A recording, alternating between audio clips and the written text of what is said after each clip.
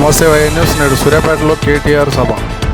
భారీగా తరలి వచ్చిన బీఆర్ఎస్ శ్రేణులు, గులాబీమయమైన సూర్యాపేట. బైక్ ర్యాలీతో ఘన స్వాగతం పలికిన బీఆర్ఎస్ శ్రేణులు. అనంతరం సూర్యాపేట జిల్లా బీఆర్ఎస్ పార్టీ ఆఫీసులో ప్రసంగించిన కేటీఆర్.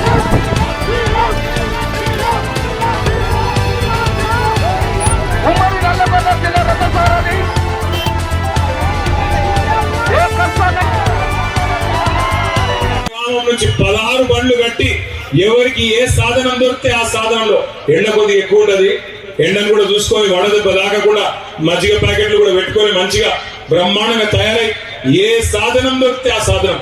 ఇప్పుడు మల్లన్న చెప్తున్నాడు పక్కకెళ్ళి, అన్న మా దగ్గరికి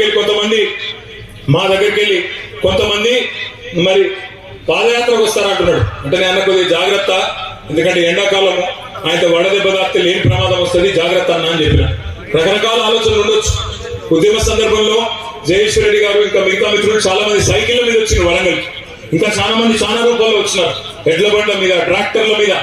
మళ్ళొక్కసారి కదం దొక్కాల్సిన సందర్భం.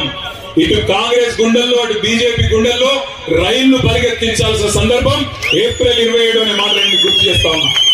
ఖచ్చితంగా ఒక్కొక్కరం ఒక్కొక్క కథానాయకుడిలాగా మీ గ్రామాలలో, పట్టణంలోని మీ వార్డులలో కదం దొక్కుదాం. ఎక్కడి వాళ్ళం అక్కడ.